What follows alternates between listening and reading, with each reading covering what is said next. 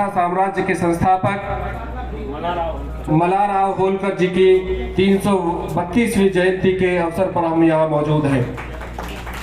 मित्रों, लगातार अपने इतिहास को जानने की आवश्यकता है।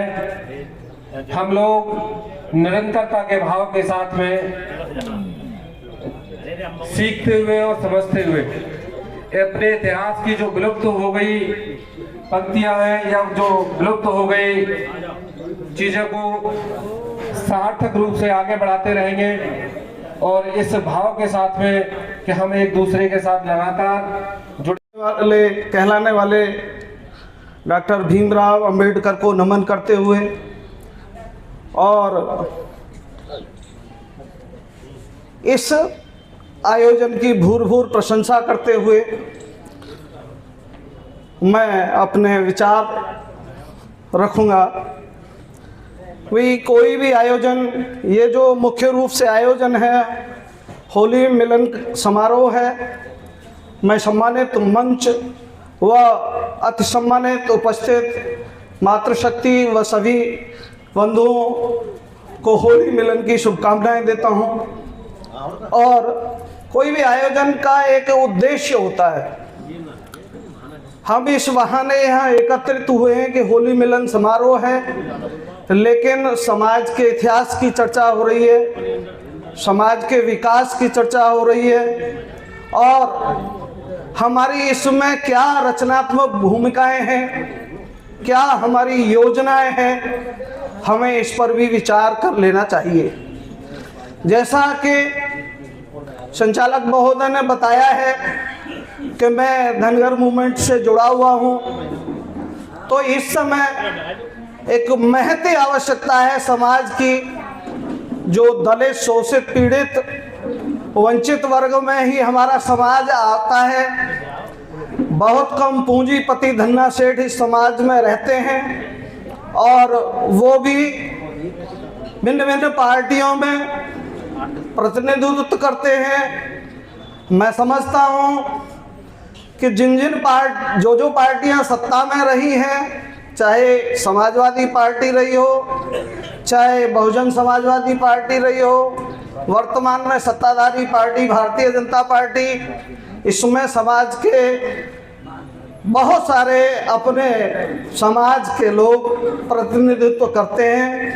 लेकिन दुख इस बात का है, वो अपने विकास के लिए उन पार्टियों की चाटुकारिता करते रहते हैं। ऐसा महसूस इसलिए होता है कि इस समय समाज की जो महती आवश्यकता है, जो हमारा संवैधानिक अधिकार है, उसके लिए किसी भी पार्टी में हमारे राजनीतिक व्यक्ति प्रमुख रूप से पहल नहीं कर रहे हैं। मैं समाज के सभी लोगों से, सभी कार्यकर्ताओं से ये आह्वान करना चाहूँगा कि आगामी चुनावों में भी आप इस बात को ध्यान में रखकर वोट करें कि जब सत्ताधारी पार्टी हमारा संवैधानिक अधिकार देने में आनाकानी कर रही है, हमारे राजनीतिक लोग भी इससे बचकानी हरकतें कर रहे हैं, तो उनका साथ न दें, ये मेरा आह्वान है।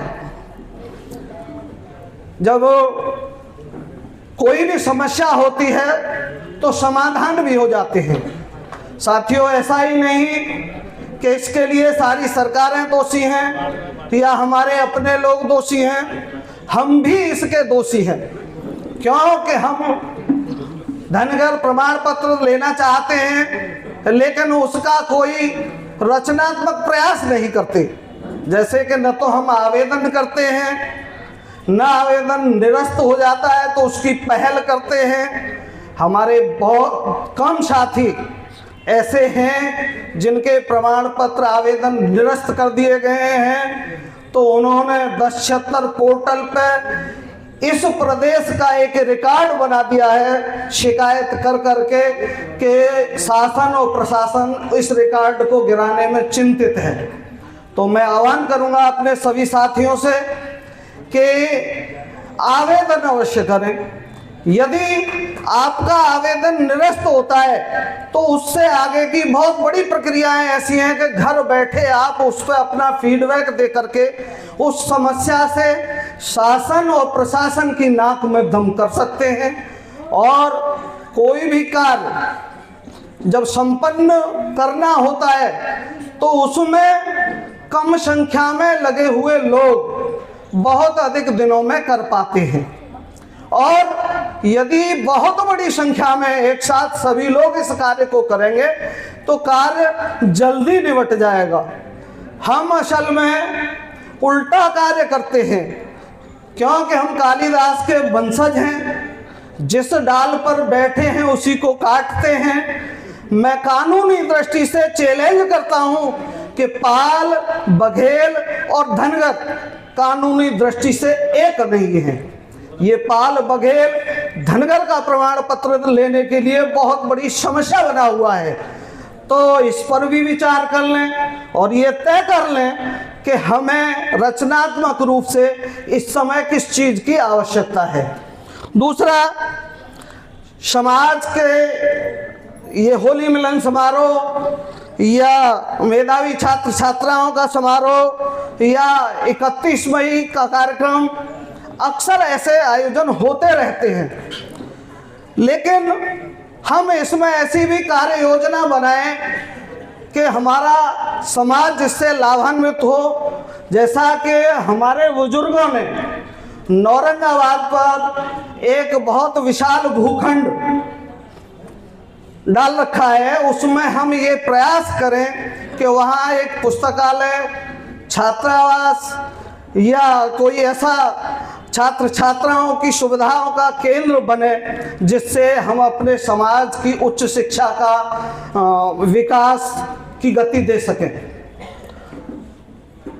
आगे बहुत सारे वक्ताओं ने धर्म और पाखंड की बात यहाँ कही है।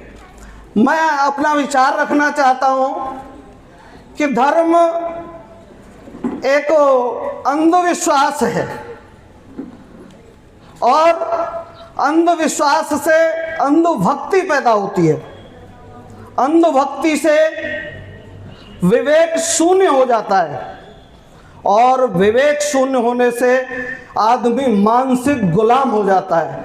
तो हम ऐसी परंपराओं को न ढोएं जिससे कि हमारा विवेक शून्य हो और हम मानसिक गुलाम बने रहें। इन्हीं शब्दों के साथ मैं समझूंगा कि मेरी बात पर्याप्त है और मैं अपनी वाणी को विराम ठीक है, नारे लगाते रहना। धन्यवाद आदरणीय धनगर जी। साथियों, इसी क्रम में हमारे बीच में मौजूद